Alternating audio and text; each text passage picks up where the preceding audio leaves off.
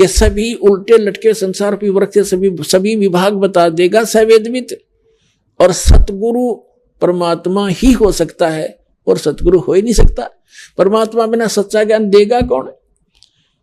पर पिता के बिना अपने बच्चे अपने पिता की सारी जन्म जीवन शैली को कैसे बता सकते हैं? वो खुद ही बतावे और लिख दे तब आगे हम बता सके।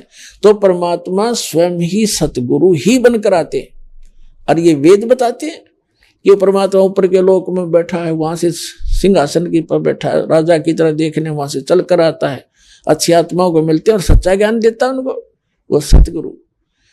तो यहाँ क्या बताया? सतगुरु रूप में परमात्मा ने गीता अध्याय नंबर 4 के श्लोक नंबर 32 में सच्चिदानंद घन जो अपनी मुख कमल से वाणी बोलते हैं, अक्षर पुरुष एक पेड़ है, सर पुरुष वा की डारे, और तीनों देवा शाखा ये पात रूप संसारे।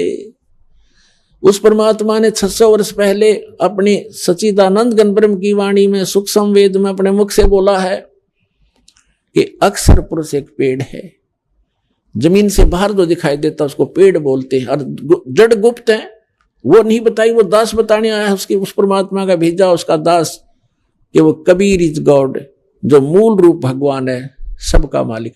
तो यहां परमात्मा ने गीता अध्याय नंबर 15 के श्लोक नंबर 1 में बताया है कि जो इस संसार रूपी वृक्ष से सब विभाग बता देगा वो है तत्वदर्शी संत, वो सतगुरु है। तो उस परमेश्वर ने आके बताया अक्षर पुरुष एक पेड़ है, सरपुरुष वा की डार, निरंजन जिसको ज्योति निरंजन कहते, और तीनों देवा शाखा है, ये पात रूप संसार, विभाग बता दिए सारे। तो ये सतगुरु की पहचान है। तो कहते हैं तुम कौन राम का जपते जापम, अर्थात कटना तुम्हारे तीनों तापम। तुम जिन भगवानों की भक्ति करते हो उनसे तुम्हारे 3 ताप भी नाश नहीं हो सकते, भूत प्रेत भी नहीं भाग सकते, और तुम मोक्ष तक 100 कोस की बातें, और सतगुरु मिले सर्व सुख होई। अब सतगुरु मिलेंगे सब सुख होंगे। तो पुण्यात्माओं, आपका कर्तव्य बनता है, कहते हैं आप तेरे जगतार ही, आपका तो कल्याण निश्चित है यदि मर्यादा में रहोगे और भक्ति करते रहोगे, आपका और आपके परिवार का तो कल्याण निश्चित है। लेकिन आपका ये भी कर्तव्य बनता है, फर्ज बना है, भूले न राह बतावे, जिसको ज्ञान नहीं है भटक रहे हैं उनको कोशिश करें समझाने की, लेकिन प्यार से। किसी को आप समझाने की चेष्टा करोगे उसको एक बार तो कड़वा लगेगा, आपको भी ऐसा ही महसूस हुआ होगा प्रारंभ में, हमें भी ऐसा ही लगा था।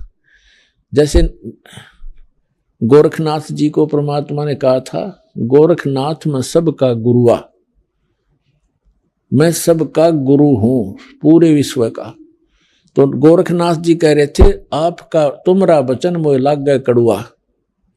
आप जो कह रहे हो ना अपने आप को मैं सबका मार्गदर्शक हूं, गुरु हूं, ये बात मुझे अच्छी नहीं लगती, कड़वी लगती है, बुरी लगती है।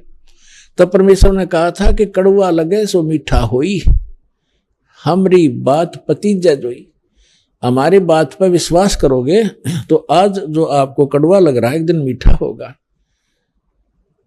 तो पुण्यात्माओं, आपका कर्तव्य बनता है इस परमेश्वर के सच्चे ज्ञान को अपने भाई बहनों पूरे विश्व के सभी हम एक वहां तक पहुंचाओ, जन जन तक पहुंचाओ। हम सभी एक परमात्मा के बच्चे हैं। हम अपनी अनजानपने में भिन्न भिन्न हो गए, गलत गुरुओं ने हमें बांट दिया, तो हम फिर एक हो सकते हैं।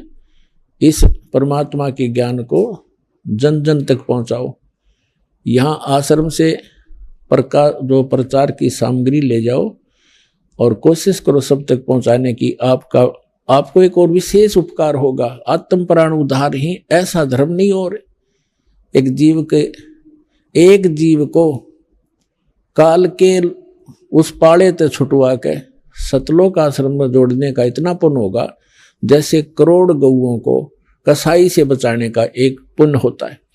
तो आपको इतना पुण्य होगा, आप भी प्रचार करो और प्यार से करो, किसी का संघर्ष नहीं करे। कोई आपको बुरा भी बोला आपका भाई बहन समझ के कि इसको पता नहीं है, तो उसके साथ विरोध नहीं करे, आगे चल पड़े। जिसको सुहा उसको ज्ञान समझावे और यहाँ से पुस्तकें लेकर वो बांटो और सबका कल्याण कराओ। बोलो सतगुरु।